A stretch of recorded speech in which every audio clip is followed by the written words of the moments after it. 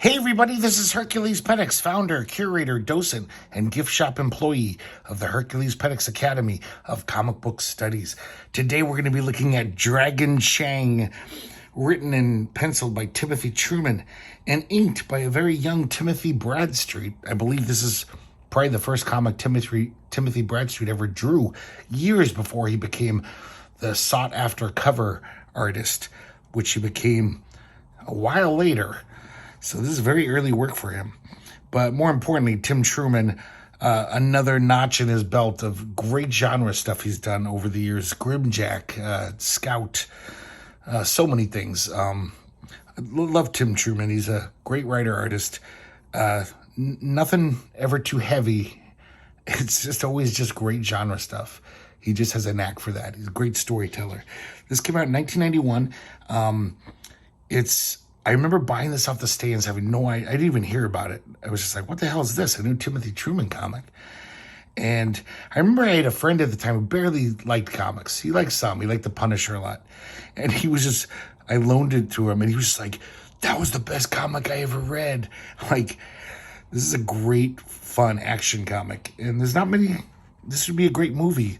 Not many comics like this. You know, this is coming out during the superhero boom of the early 90s. Almost all this shit in the stands didn't really appeal to me. And this did, though. I like this a lot. Love this cover. Dragon Chang's pretty badass, as you shall see. It was published by Eclipse Comics, who did a lot of Tim Truman stuff. So we start off in the Chukchi Peninsula, eastern Russia. And nice little cinematic opening. And here we see the big rig of Dragon Chang just running over a poor fox and not giving a shit. He's a tough guy. And he's basically been making this route for years. There's a bridge across the Bering Strait in this post-apocalyptic future. And so he hauls like cheap goods from China across to America. He's been doing this run for years, but of course it gets more and more dangerous because this world is pretty gnarly. He's a Chinese communist trucker, but he loves listening to old American rhythm and blues and stuff.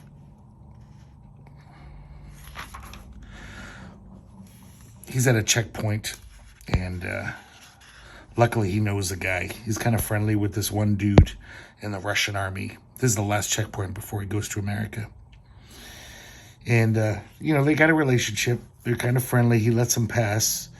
But Dragon's always got to kind of give him some shit. A little stuff has to fall off the truck into this guy's hands. I like this when he introduces, because he's got all these new soldiers who don't know who Dragon Chang is. And when he says, hey, guys, don't you know Dragon Chang? And they're all just like, Dragon Chang. So apparently he's got a rep. He's a kind of infamous. So he heads to the Great Bridge. He sees that people hung from these rafters because the Chukchi tribesmen who inhabit the area do not like all these Eastern refugees coming in from America across the bridge. So America is like a third world country at this point. We're pretty fucked. And so all these Americans are crossing the bridge to work in the Russian and Chinese factories. They're doing great. He really predicts the whole capitalization of China, let alone Russia, because Russia communism has fallen. But China, has that weird thing where they're supposedly communist, but they've got factories and they treat their workers like the worst capitalists would. So that's what's going on in this world. Americans are so badly off that they are willing to work for nothing in these factories. So he's going across the bridge, this giant bridge. And some mines go off. His truck goes right through him, though. And there's these bandits who want to seize his shipment of stuff. And he's got these mounted machine guns in the front of his truck. He just mows them down. Totally unfazed. So things are getting worse in America. People are more and more desperate.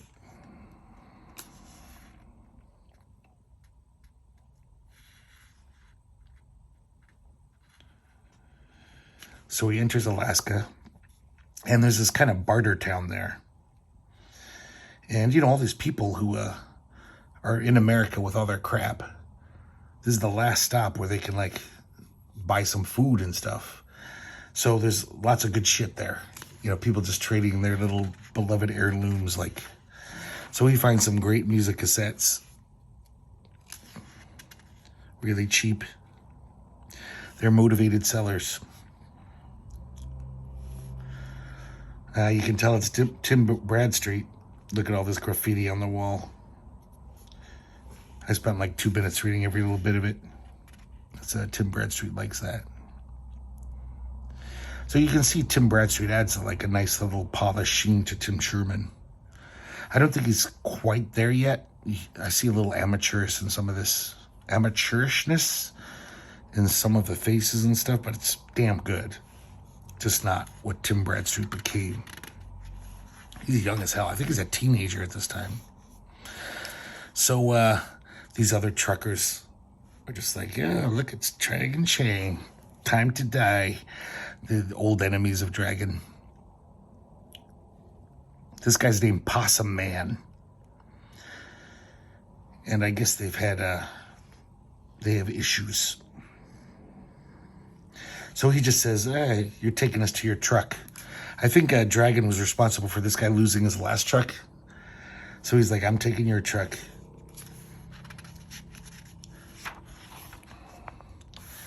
And Dragon's got a little 22 pistol. And he kills all of the guy's friends. That's some nice action there. And then he takes out Possum Man. Look at that. Look how cool he looks doing it. He just looks like a fucking rock star. So you could see like how a guy in his early 20s would love this comic. It's basically just quote unquote cool.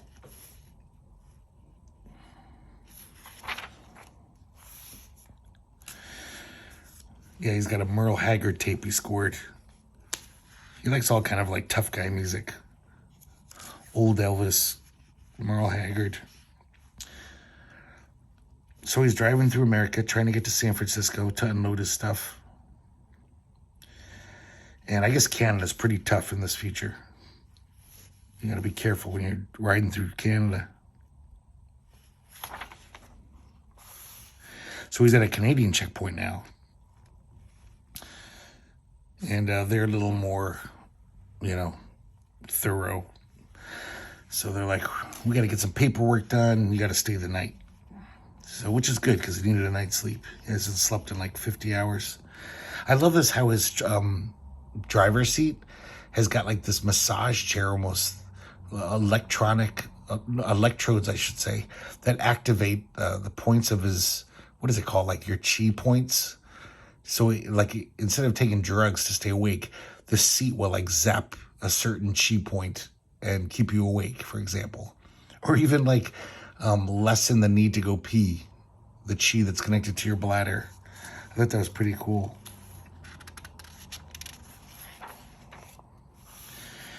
And he sees this girl at the side of the road, a hitchhiker, really hot. And he's pretty horny. He hasn't been laid in a long time because he's always constantly driving. So she comes into the cab. And then we see these bikers on the hill looking down. Look kind of like they're from Road Warrior or something.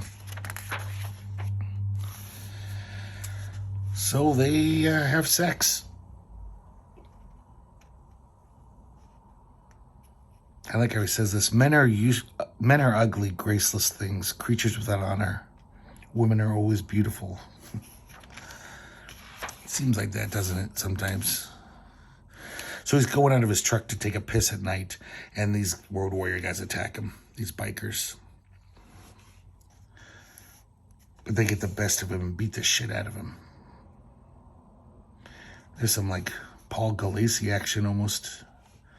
See, that's the Tim Bradstreet sheen on there. Tim Truman would never draw that photo realistically, or rarely. I don't think he ever has.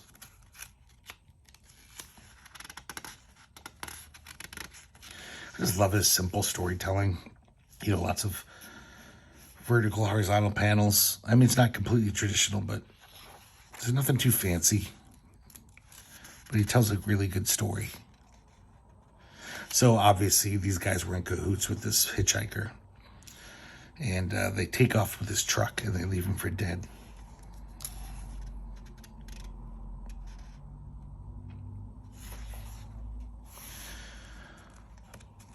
But, you know, Dragon Chang's a hard man to keep down. So he puts this wire across the road. This guy's on an ATV and he hijacks it basically. And he's going to track these guys down.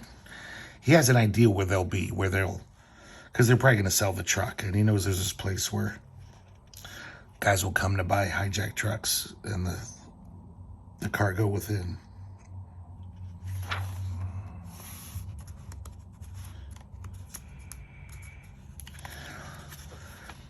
So they meet these buyers.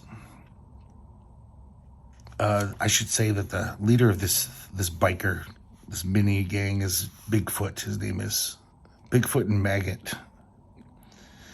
And the guy coming to buy the truck is named Reverend Billy Bob.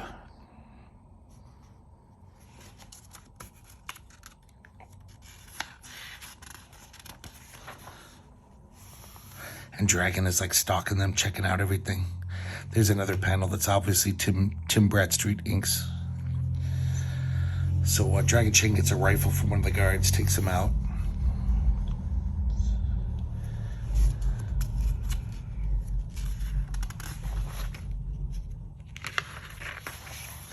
And then from afar he starts shooting these other guys.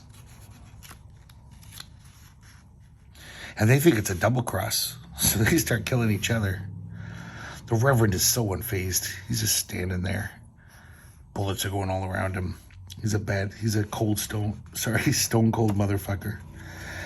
He's a Cold Stone Creamery, this guy.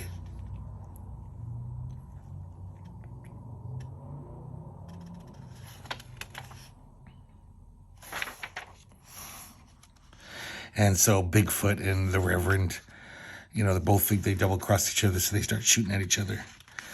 And Bigfoot is shooting him many times in the chest, and he's not even going down. And he's like, what the fuck? How? And he opens his jacket, and he's a mutant. So I guess there's been lots of radioactive spills, lots of reactor explosions and whatever, nuclear reactors have. And so there's all these mutants. So he's like this reverend for all the mutants. You are but an unknowing vessel who has helped provide the things I need to spread his message to his children, the irradiated army of hope.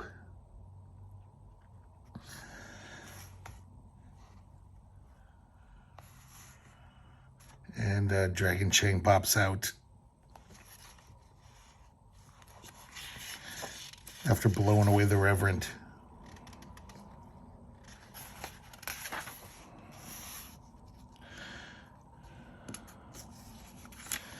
And Bigfoot tries to talk his way out of it. And Dragon Chang just kills him. And he kills... Wait, does he kill the hitchhiker? No, he just scares her.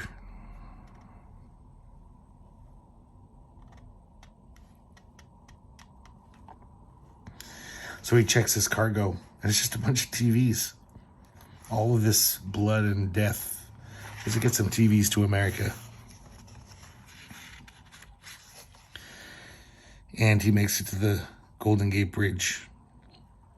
He sees all these refugees heading up to Alaska, to Russia.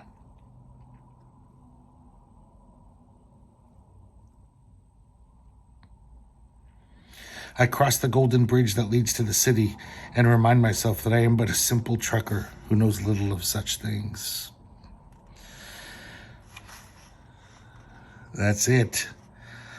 And then we have this really long kind of explanation of how Dragon Chain came to be with some beautiful Timothy Bradstreet solo drawings. And you can see, you know, full-on Timothy Bradstreet. Just photorealistic amazingness.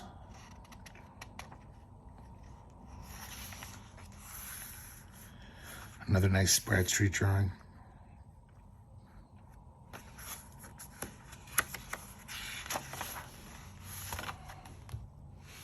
And that's it for Dragon Chain. Very kind of slim. It's got the square bound, but I wouldn't call it a graphic novel. It's pretty much as long as your average comic book. And it reads really quickly because it's just a lot of action.